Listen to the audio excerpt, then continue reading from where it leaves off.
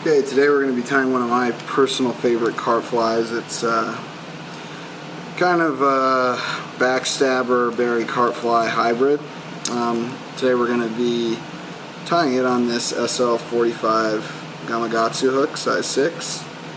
Very important hook for carp fishing. I'm going to be using some medium gold bead chain eyes. Going to be using some tan marabou. And then we're going to be using some tan India henback. And then we're going to be using also this amber flexi floss. Thread I'm going to be using is brown olive 140 denier. And this is actually the most important part of the fly. I think the 140 denier, as you'll see later, makes the fly first of all a lot easier to tie, and I think it makes it look better as well. So we'll start with the bead chain eyes and just put them back one eye length behind the hook. Secure it down with some wraps. And wrap back on your hook all the way to where you're going to tie in your tail. I like to take just a little bit of glue and dab this puppy down.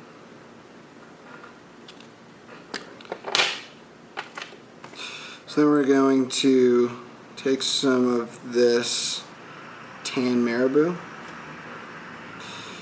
and just sweep these fibers back. And I like to make them about 1 hook length long. And just tie them in there at the back, right at the bend.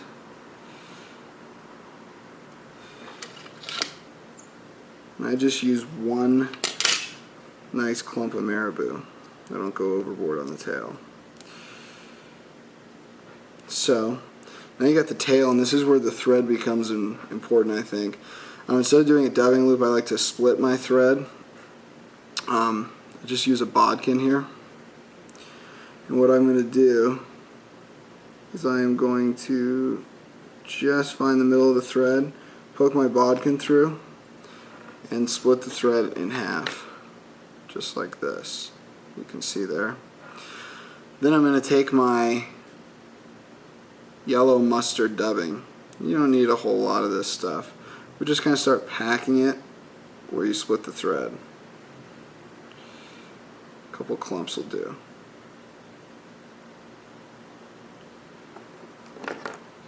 And this is only about 2 inches long, you can see here. What I'm going to do now is I'm just going to spin my bobbin several times, just kind of let it spin. And get this nice tight dubbing rope. I'm actually going to trim it up just a bit. I don't want it to be that crazy. And I will start wrapping this stuff forward, and as I wrap, I'm just sweeping the dubbing fibers back. And it does not take a lot. Get some of this excess out. So what we got now is the dubbing body is done with the tail. You take your flexi floss, and you want this flexi floss to extend about to the length of the tail, so about that far. I'm going to tie it in on my side first, and just tie it in right behind that bead chain eye, right along the side of the hook. And I use one wrap just to kind of get my bearings here. And then secure it with a second wrap. And this flexi floss, you could use some other leg material if you wanted. I think the flexi floss looks really cool, and it behaves erratically, which I like. So you can see it's tied in now. You can actually trim this side to about where you want it. The last step then is we're going to take some of this India hen right here and just select 2 generous feathers and preen the tips. Like that, just kind of pull the fibers back so it looks like this.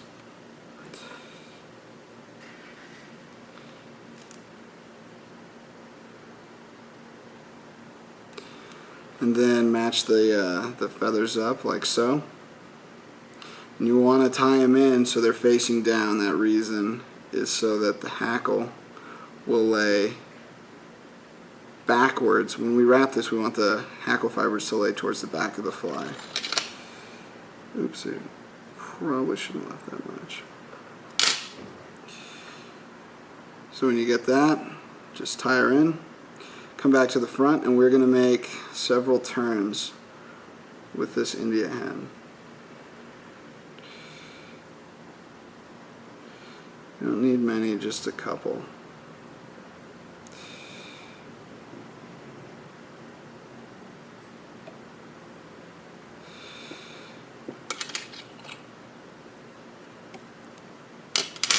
So now you got all this stuff going everywhere. Just pull all your fibers back with your left hand and tie everything down. This will make sure that all that India hen now is laying backwards towards the tail. You can kind of see if you go all the way around. It's all laying backwards and it provides a really nice collar. Then I like to just take a couple more wraps over those bead chain eyes. Come to the front. Couple turns near the eye of the hook.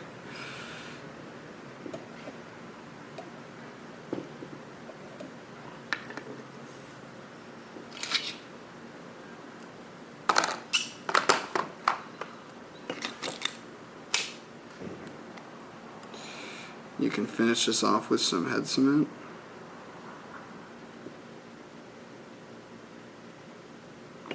Just a little bit.